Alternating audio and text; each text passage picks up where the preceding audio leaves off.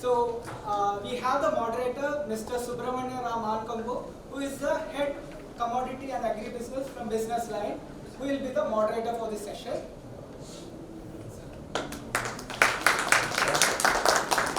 And we have Dr. R.S. Sodhi sir, who is the president for IDA, and currently he is he works with the Reliance. Give him a Now we have R.G. Chandramogan sir, who is the chairman of Hatsun Agro. We have Mr. Rajesh Gandhi, who is the managing director for Vadilal.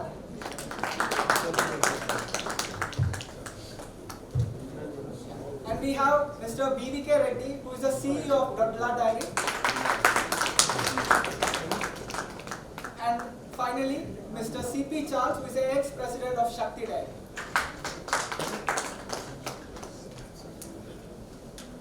So thank you all the speakers and the moderator. 1 hour, sir. Yeah.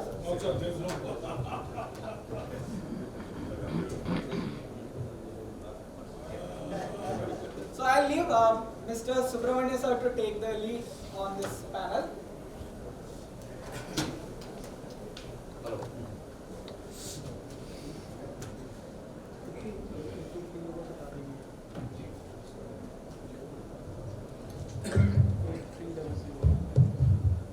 Hello.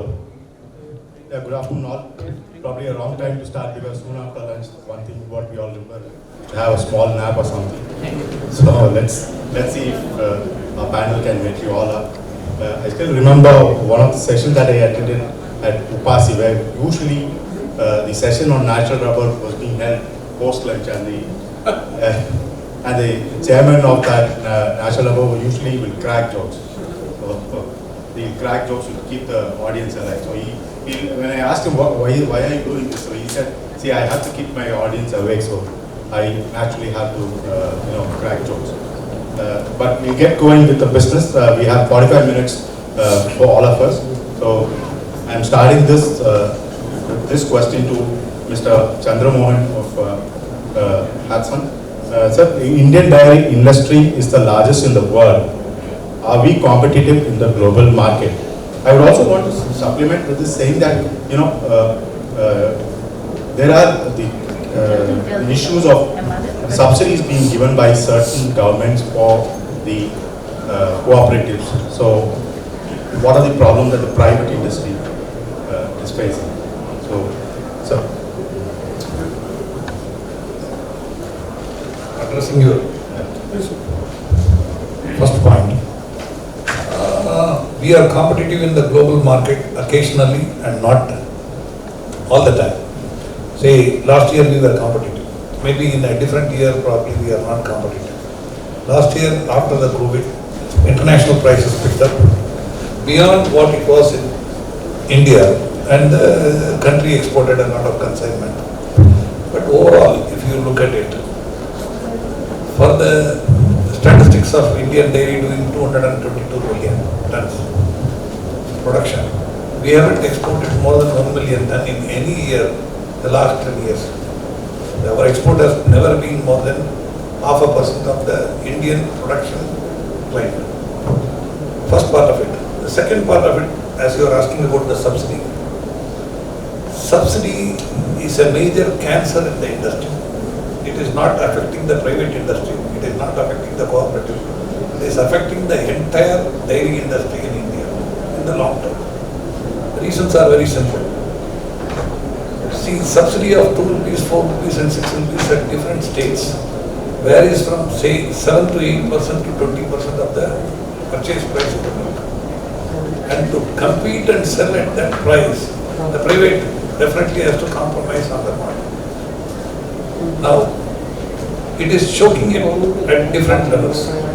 The same governments which are giving subsidy, whatever the amount that they are giving, they are taking it as a recurring loss. And if the same money is invested into productivity of infrastructure, this would have improved the dairy in a big way. Say, for example, subsidy of about 5,000 crores would have been given by different state governments. If 5,000 crores is invested for the last 10 years, if infrastructure will be there for 50,000 crores. That would have taken it to a different level. So consumer is also subsidized because the governments are involved. Ultimately, the farmer is also not getting a big price. The cooperatives which are giving subsidy, they are not willing to put more infrastructure because they are making a recurring loss by revenue expenditure. So once when they are losing on revenue, because of their commitment, they continue to give the subsidy. But at the same time, they are not willing to put up new infrastructure, new capacities. So they are not investing. Other side, the private which is competing with the people, they have a price disadvantage of 8 to 20%. They are also not in a position to earn money and invest. So neither the corporate is investing, neither the cooperative is investing. And where the future is going to be is that unless this is rectified, there is a unanimous clarity that probably subsidy should not be given. See, the cooperative, Australian cooperative, they don't use subsidy. And it went bankrupt and probably it was so. Any cooperative should be efficiently run. Amul is running it efficiently. The same way probably the other people also have to run it within their buying and selling price. And subsidizing a buying price or a selling price is not the right thing. It is affecting the investment of the cooperative, affecting the investment of the corporate, affecting the overall environment. And the short term we are not feeling the pinch, but in the long term this will be a major pinch unless we address it. Thank you. Thank you, sir. Mr. Sodhi can give us more enlightenment because he's been there in the cooperative sector and probably he's moving to the other side where he will have the foot on the other foot. So let's hear his views. Thank you, Mr. Subramani, for the invitation and the question. Already Mr. Chandramogan has given you details. I'd like to add further on that. See, when you are saying is India is globally competitive in the world market, I think before answering this question, you have to see two things. For a country of 140 crore or a country of 100 crore, what is most important or more important? First is the food sufficiency, or we call it Atmanirbharta. Why you have to go to the global market when you see the local market as saturated, or the local market as a business if you are running is paying low and export market is better for people. And if you see till now, we are able to produce a wonderful growth, 5.5–6% growth is there. But fortunately, whatever we have grown, demand has also grown. So we are able to meet. If 50 years back, per capita availability was 110 gram, today it is 440 gram, 4 times. Farmers produce, consumer consume, both are happy, farmers producing more. So, whereas it looks very tricky, आपको global market में जाना है, global market में जाना है, but why? As a businessman, I asked you that if in India you are getting 100 rupees in global market, if you sell today any fat, you will get to pay 80 rupees or 70 rupees. Nobody will spend. Once in a while, global market is up like last year, India has exported. So firstly, you have to see which market is attractive. I am not saying global is not attractive because I am coming to that area in my second part. So, like in the first session I mentioned, 50 years back our production was 24 million metric ton. 25 years back 74, today is 222.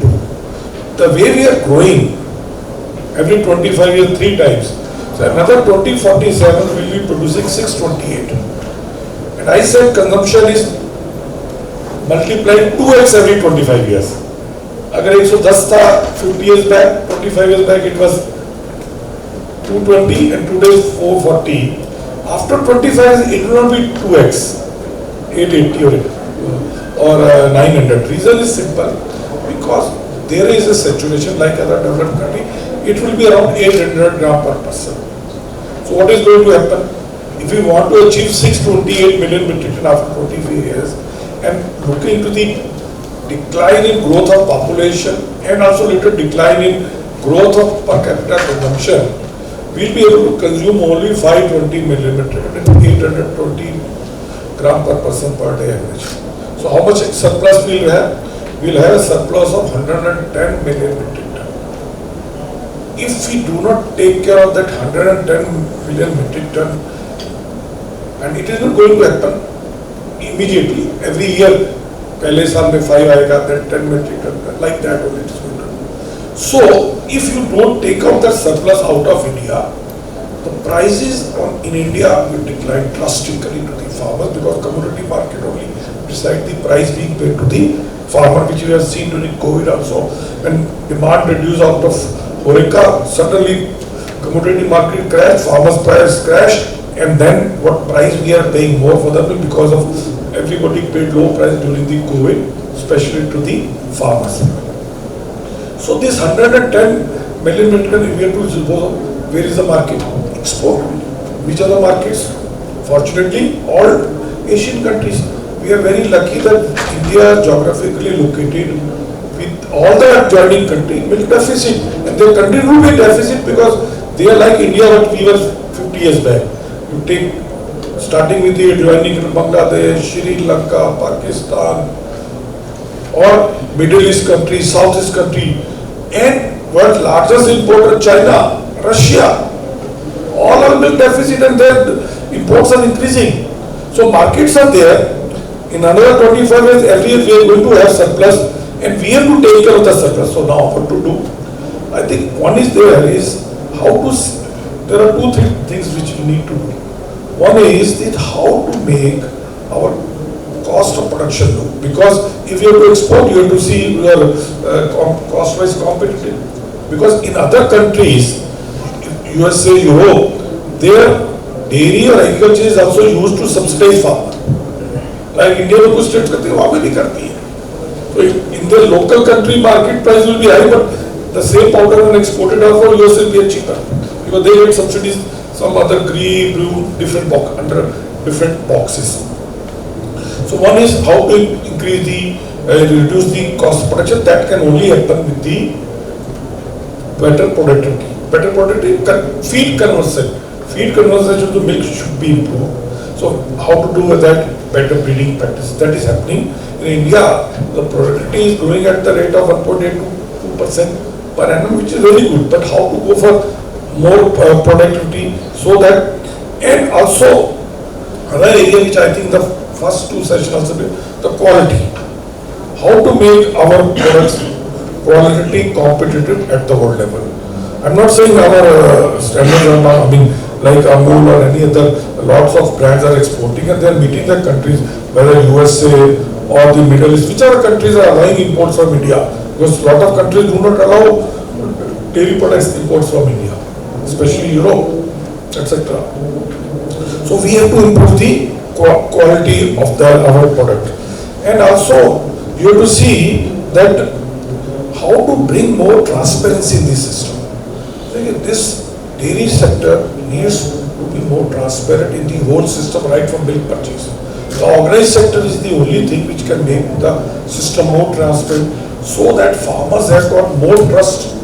I'm going to get the price based on quality and quantity, which is very transparent, not like the other agriculture produce. So I think we are competing as well as cost of production with Europe, USA or other countries. But tomorrow if you say we become cost competitive, then New Zealand, that is not possible. The reason is simple. The land is more or less zero. The open 1,000 acre land is with the farmer, open pasture, you just leave the cows, they'll graze it and then come back for milking. A little bit they'll spend money on the fertilizer and other thing to grow the grass. So Indian dairy is low input, low output. We have, our animals are fed what is after leftover after human consumption. The waste of all the agriculture produce, the wheat straw, paddy straw, de-oil cake, etc. All these things. So that is also required, especially from environment point of view. So I feel our system is okay, but till now we were more focused, more concentrated inward.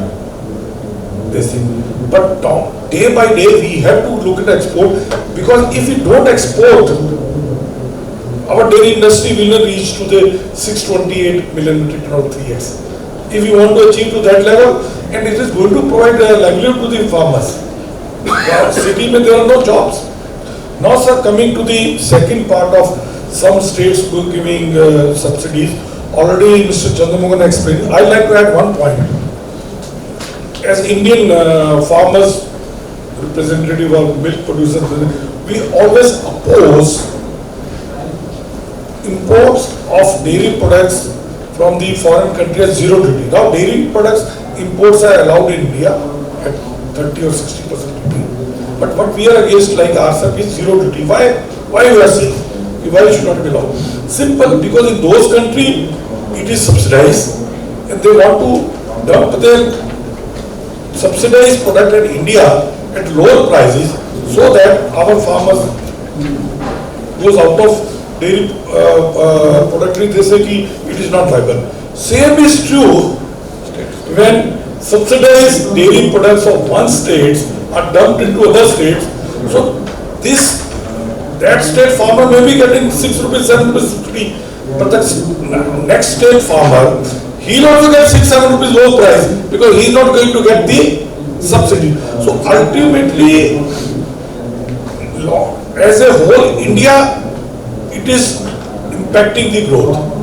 And moreover, what has happened is, in some states, initially, this subsidy was used for genuine purpose. Farmers were getting 2 rupees, 3 rupees subsidy, and naturally, the farmer was able to get 2 rupees, 3 rupees more, whatever. But if you see over a period of time, this subsidy is going to the consumer because those state governments have started controlling the end product prices. And that end product price is not impacting that state all over India. So now you will see these some states where this subsidies from the last many years, 10-14 years, the price to the farmer, including subsidy, is lower than the states where subsidy is not there. And this 1500 crore or 2000 crore may be the subsidy to the farmer, but if you convert it to the subsidy to the consumer in those states, it is coming to more than 3000 crore. And in that state, but if you say all India level, we imagine it is around, impact is more than 20,000 crore rupees. So because all states have to sell powder at state price which is selling low. So what I feel, the way we oppose dumping or subsidize milk products from other country, we have to also oppose the dumping of subsidized milk products in the other states. So that is my Both of them have elaborated their viewpoint. Can I have Mr. Charles? Good afternoon. Thanks for providing me an opportunity today. I thank the organizers. And there are two questions. One is competitiveness. The second is on subsidy. Primarily, competitiveness is based on price point and quality aspects. As far as India is concerned, we are much more competitive as far as milk production side is concerned. I think Dr. Sodhi has already mentioned. Of the six lowest milk production cost countries, India is one. So we are very competent in that. But we have one issue. Whenever we export, I think most of the private dairies and cooperatives also will face this. FMD, free herd, is the biggest menace we just face. And as per the report of Government of India, 2021-22, there were only 176 cases of FMD reported. And there is a lot of money spent by government towards eradicating this FMD. And as per the estimate or projection, by 2030, India would be FMD free.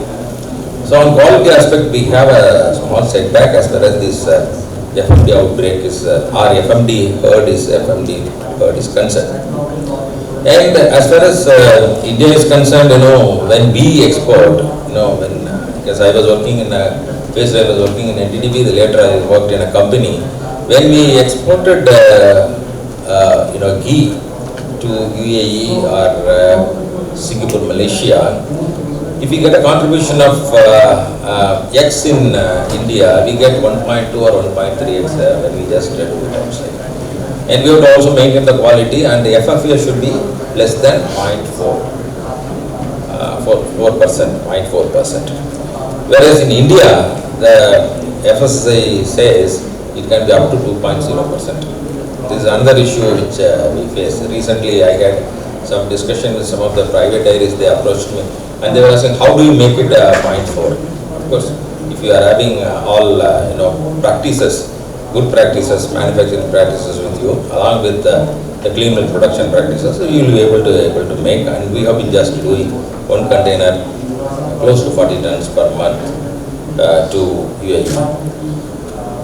So, and another problem we face in India as far as export is concerned. Last year, if you just look at the scenario, it was $63 billion total in export, and India was only $0.4 billion.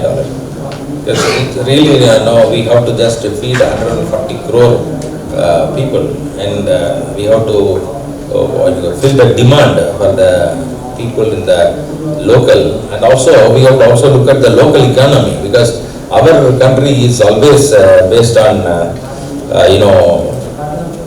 primary function of the domestic demand and also farmers' welfare. Whereas there are countries like Australia and New Zealand, they are having a high potential, 90% of the production they can export, and they are mostly based on large potential and industrial demand.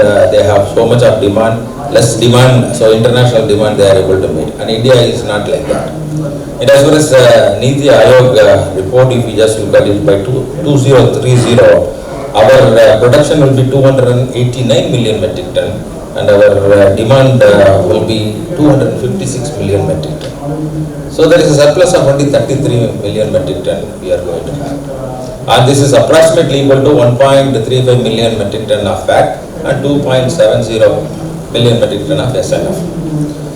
And my only apprehension is, with this kind of surplus, how India will be able to enter into the world market. Because sometimes we enter into the world market because of some policies. Suddenly there is a ban by government of not to export, so we have to stop everything. So these are some of the challenges we face as far as this export is concerned. But one thing is very sure, that India is becoming competitive. Our products are becoming competitive slowly, and quality wise I think a lot of improvement, and we are able to just compete with all Western products. This is the first part. Second part is on subsidy. I think both the speakers talked about it. I'll just will not take much time on it. In 2008-9, when this issue came to the board of a state federation, I was representing NDDB on the board of that federation. I was the only one person who objected to the subsidy at that time. And the entire board was really shocked, including the chairman. They were asked, why are you just objecting it? I just told at that time, see, the moment you accept the subsidy, the government later on will convert this into equal. So that means you will lose your freedom, number one. Number two, you will become inefficient in the market. This is what I just told. I think Dr. Sodhi has already pointed. I think my problem is, whenever Sodhi talks first, if I talk next, I will not be able to just do well. It's happened in IM also. He is given first, second, and I have to change all my presentation slides. So it's the same thing. So I just told in 2008-9, it will become inefficient. Today, that state is selling toned milk at 39 rupees. So he is right. The subsidy is passed on to the consumers. That is what is happening. So subsidy will make the entire trade inefficient. Today, if you look at the privates are able to compete with the brand, even though the cost of their selling cost is high, still they are able to sell milk. That means they are competitive, and the cooperatives are getting a subsidy, becoming slowly less in their competitive skills. Thank you. Very well enunciated, panel. I have this question for Mr. Rajesh and Mr. Reddy. Like in India, milk is largely processed through cooperative and private sectors. So do you think there is a level playing field between these two sectors with respect to government policy? And what are the suggestions to create equal opportunity for all?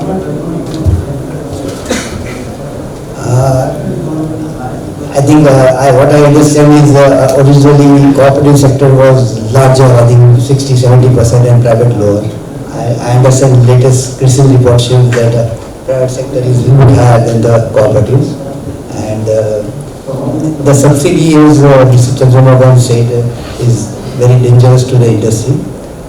Either it has to be given to both the sector, private and cooperative. There cannot be a discrimination between, because both the cases the farmers are involved. So if the farmers of the cooperatives are benefited, the farmers of the private sector also should be equally benefited. And otherwise, if you are giving subsidy to one sector, you are making the other sector non-competitive, you are making the other private sector dairies non-profitable or making them sick. So it's advisable that all the subsidies has to be on a uniform footing, and that will make it industry grow also, and they can spend more on research and development or upgradation of the plant. So that will benefit in general. Mr. Reddy. Yeah. So first of all, see, there are two issues. All my seniors, they talked about, the subsidy and competitiveness. So first of all, see, the dairy sector, when they delicensed in 1992, a lot of private dairies have come out. So after a lot of private dairies, few have survived. Now, the few who have survived, they're in a they somewhat, in a large scale, they're almost, now, so private and cooperative almost, 50-50 volume throughout India they are handling, 50% capacity private also is handling, and also cooperatives also handling around 50%, that is the data says. But during this time, when cooperatives started much earlier, with the government support, lot of subsidy, everything. But when the sector is delicensed in 1992, the private dairies, with the own investment, with the bank borrowings, everything they survived, because in the initial stage, there are a lot of issues with the government. Though they got, MMPO, so a lot of issues with the local state governments were giving a lot of trouble. And see, there was, though the government of India, delicensed the sector, but locally, there's a lot of issues. Local states have been given trouble to the private dairies. But in spite of all these troubles, today overcome and establish 50% of the volume handling the cooperatives and private are equally they're handling. So even after that, it is like in Air India and private airlines. The Air India was keep on losing money, but they used to offer a ticket for lower price. Then now private fellow will survive. So similar way here, giving a subsidy to the few cooperative dairies, same thing is happening. For example, you take neighboring states, they're selling for 39 rupees, lowest in the country. What is the point? They claim, we are doing 20,000 crores, 25,000 crores top line. So 15% subsidy they are getting. If you see their balance sheet, the profit is even 1%, less than 1%. So then, the subsidized milk getting into other states, selling for the lower price. So see this is really putting a lot of trouble to grow further this industry. So that is one point. So see, definitely this, as I said, it is like a cancer. They covering inefficiency, even they will not come. See, as long as you give subsidy, they will not be able to improve their efficiency. So that is one problem. Number two, competitiveness. You see, competitiveness. To see after 92, 98, after 2000, there is a lot of change in the industry last 10 years, 15 years. Everybody now, industry has grown like anything else. Now technology has improved a lot. Today, any dairy in India, it is on par with any world dairy now. You go and see in United States or Europe or New Zealand or you go to Australia. Now today all major dairies are using the better technology, world-class equipment they are using, better processing techniques they are using, and they are on par with the world-class now equipment. The competitiveness is only because now we have a lot of population now. What we are doing, our majority is still 70% only milk and curd. See, still we have a lot of scope to consume within India itself. There is no other products. So still cheese is very small market. Still we have a lot of scope in ice cream. So there are so many other products to really catch up in India. so that, for further growing our production, so it will consume within India itself. So we need not to depend much on exports. Maybe, one side, we export, we have this facility, that facility, overall India, to improve this and that. But, in India itself, we have a lot of scope to consume. Even after 10 years also, we have a lot of scope. Our population keep on growing. Along with the population, your production also is growing. But, people are able to consume it. And see, the days to come, the food habits, even milk, now like, curd, everybody used to make curd at home now. Everybody is now buying the ready-made curd. So like that, there are so many products. Now cheese consumption is very less. Once, paneer now, see earlier, very rarely, rarely we used to see paneer consumption in southern India. I used to travel regularly to Chennai, Bangalore, Hyderabad, rarely you will find a paneer consumption in any hotel or restaurant. But today, everywhere, you will find paneer. Every hotel, every restaurant, there is a paneer dish is available. So day to day, the consumption, paneer consumption is going up. So in future also, a lot of products are going to come up. And, we have a lot of scope to consume within India. So for the growing production, that is my point of view. And see, this subsidy is a big cancer. Once they remove subsidy, it is better. And further, there will be good growth in the industry. Thank you, sir. Thank you very much, sir. I thought this could be a little, dull session, but it's really going to be very interesting and having everyone on their feet. Now, this question is addressed to Mr. Chandramogan and Mr. Sodhi, Dr. Sodhi. What policy guidelines do you suggest to make India globally competitive and to plan to export at least 5% of the domestic milk production? And any suggestion on the PLI scheme in the dairy processing and export front? Okay, thank you, sir.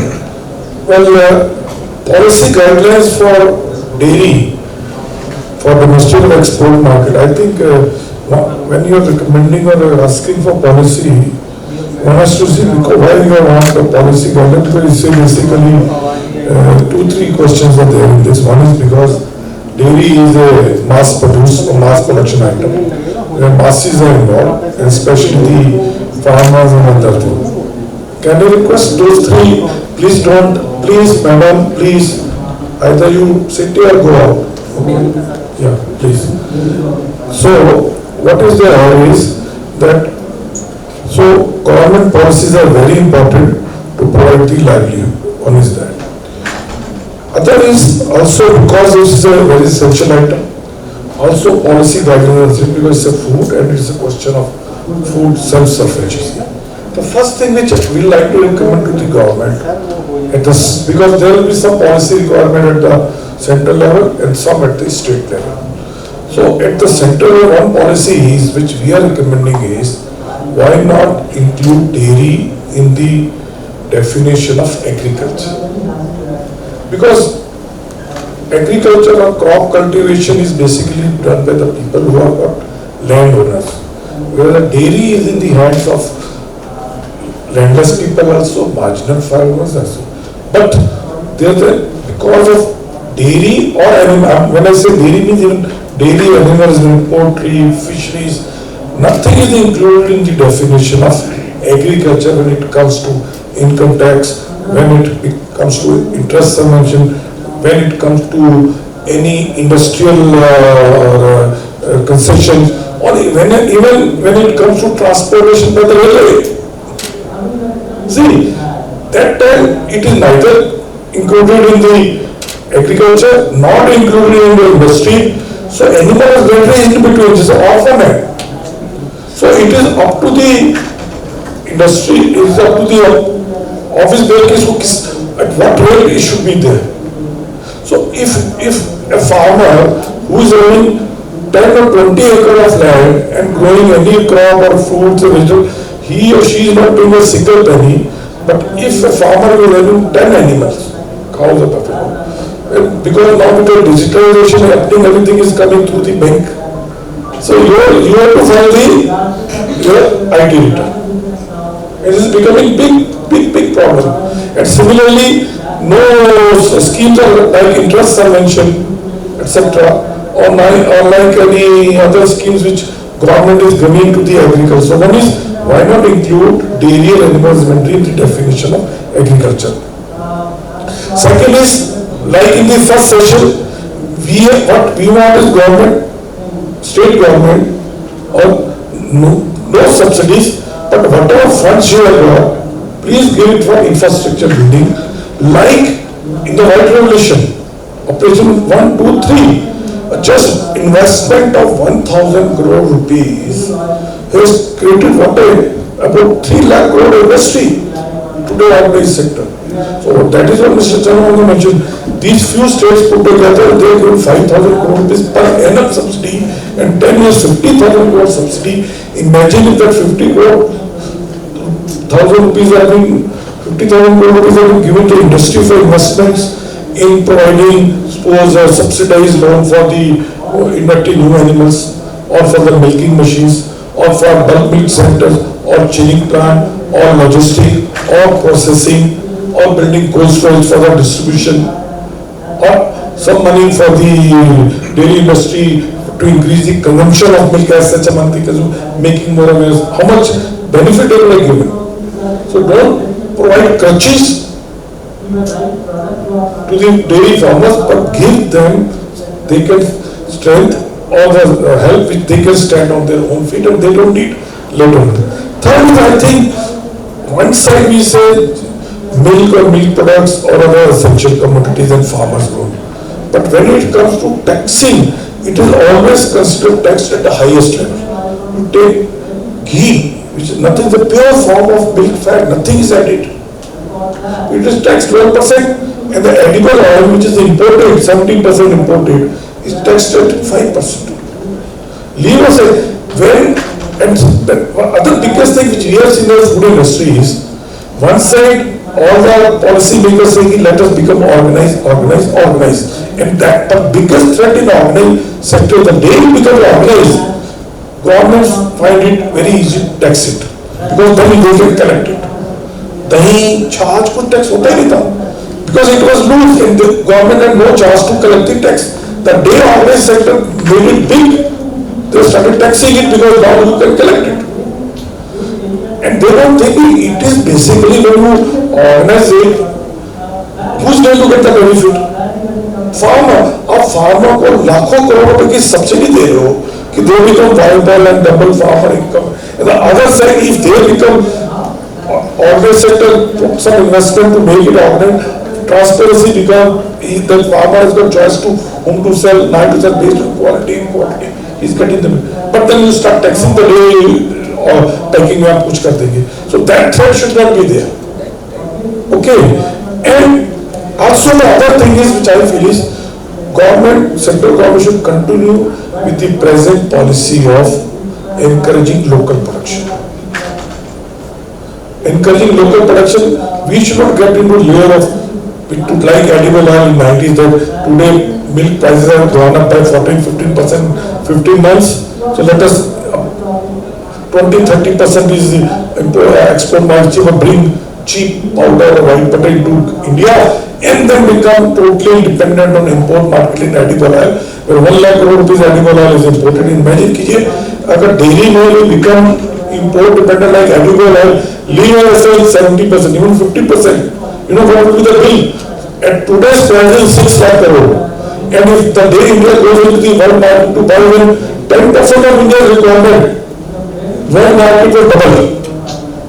So, present policy of self-sufficiency, present policy of local production, present policy of protecting the farmers is the policy which we will continue. Thank you very much.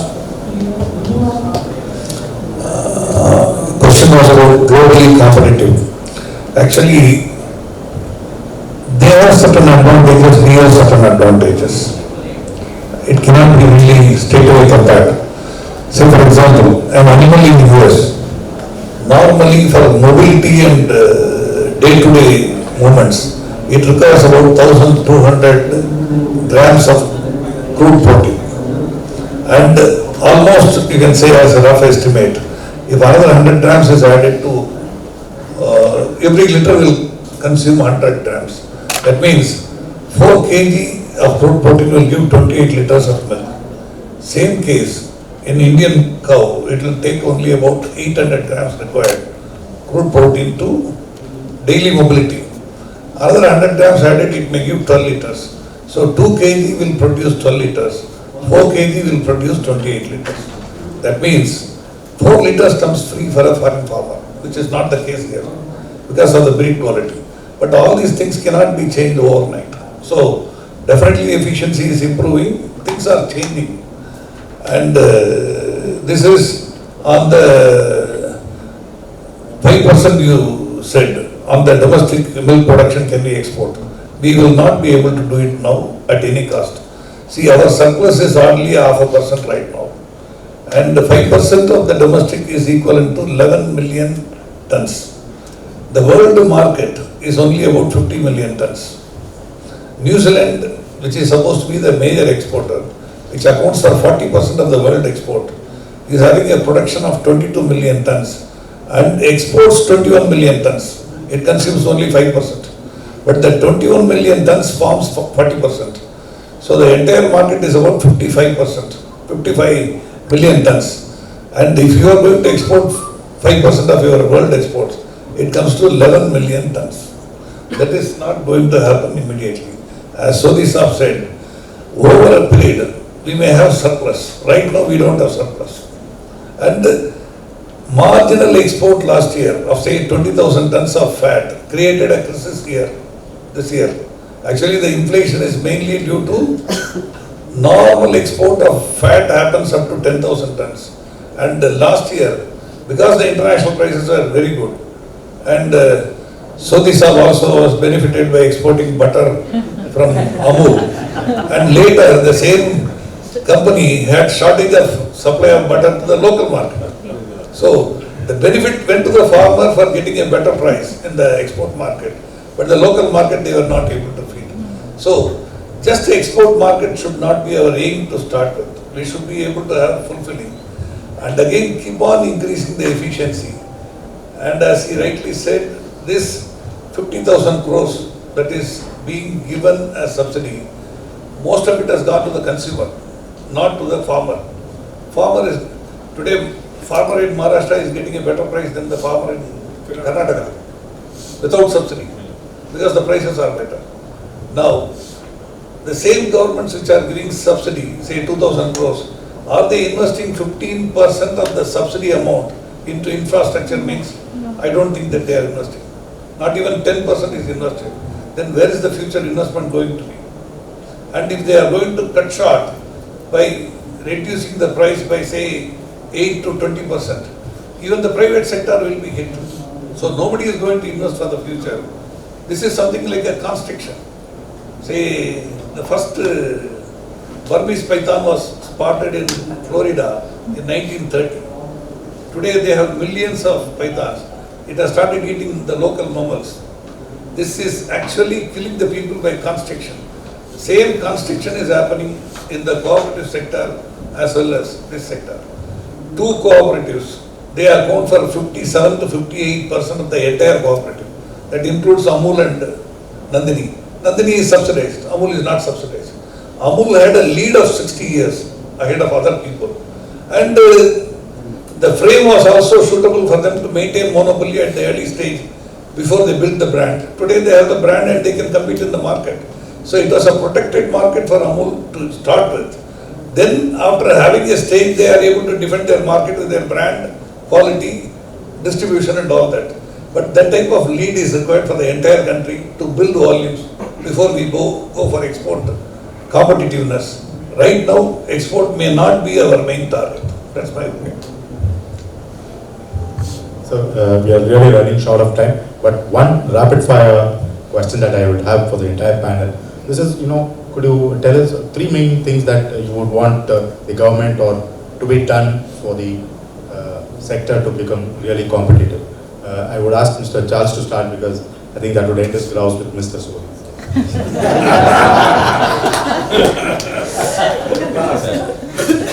Okay, the first thing which the government has to do is improve the productivity of our farm system.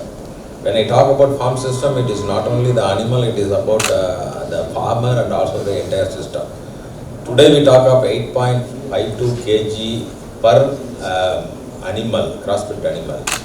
Still, we are short of, if you take the average, we are short of 1000 kg per animal per annum as per the statistics available. Indian average is 1777 kg per annum, whereas international all India average, all world average is 2777.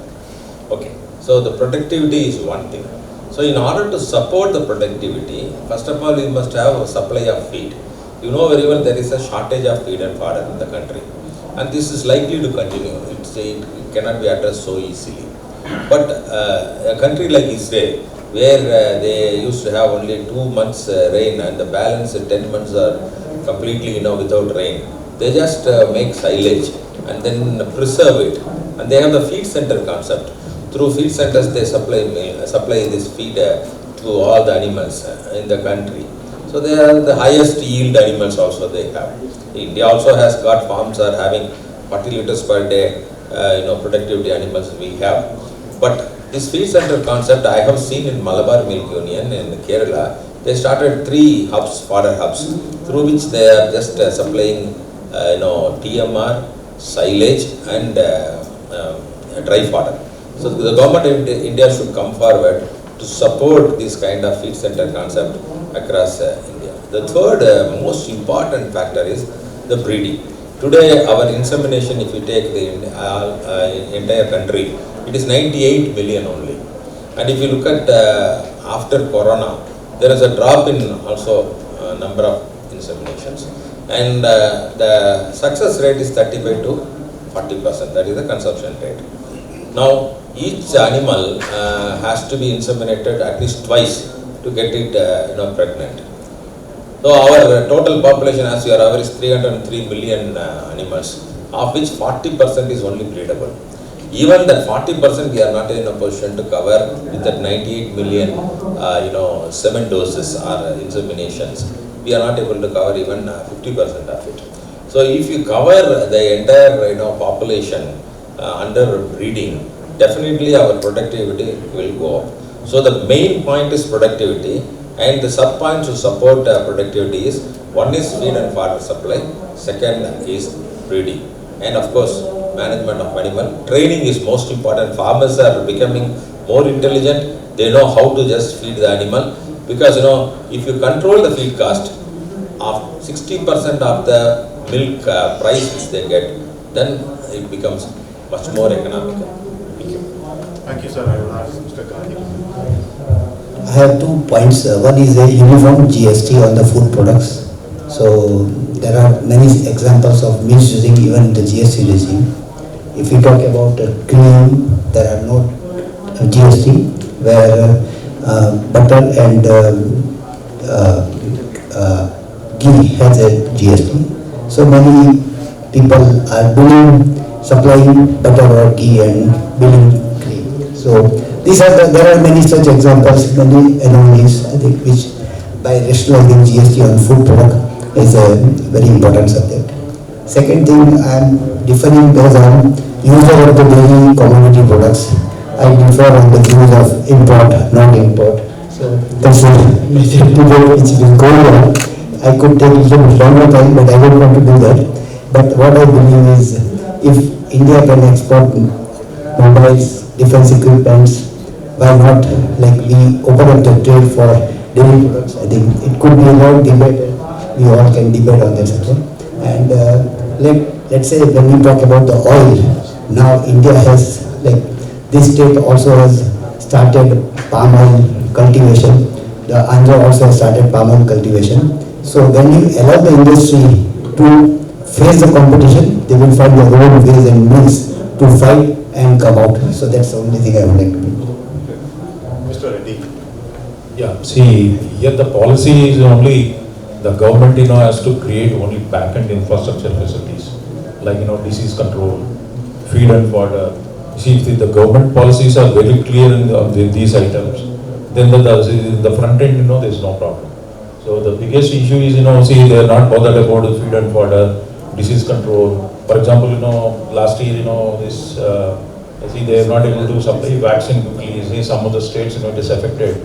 So these kind of things, like, the government is the infra, like, creating a good road, creating a good airport. So see, rest it automatically growth it will come. So in this sector also, what we are expecting from the government is only the back end support. So rather than, some states giving only subsidy, creating trouble, not going forward. See, to go forward industry for the betterment, see that back end, the government should only think the back end, feed, fodder, disease control. So in my opinion, if the government concentrates on these issues, definitely, industry will go forward. Thank you. Mr. Chandramogan. One point I missed was, actually, today, SMP, that is skimmed milk powder, is taxed at 5% and ghee is taxed at 12%. And the SMP and ghee, once when it is needed in summer, it is reblended as milk.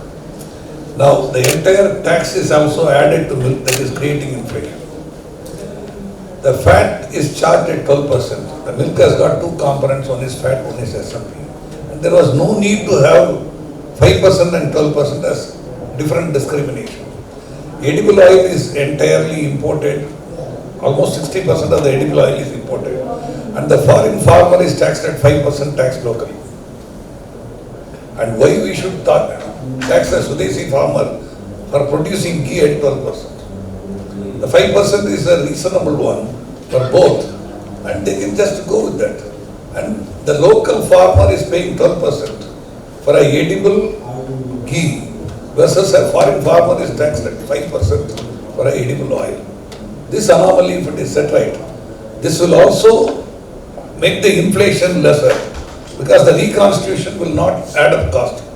Almost reconstituted milk is adding about 7% to the cost of milk on only taxes. The taxes doesn't go to the processor. The SMP of 5% and fat of 12%. If you create a full cream milk, this will just go to almost 7 to 8% of the cost of the milk. So this inflation is created by taxation. This doesn't go as a benefit to the farmer or to the processor or to the marketer. The government takes the taxation and they are still complaining about inflation. That is the request. And just my concluding remarks, besides whatever said, is government, one area with globally to make us more aware and about India is one is that investment in building brand India in the global market, like very to the world. And one differentiated product which we have got, which need world over promotion, is ghee.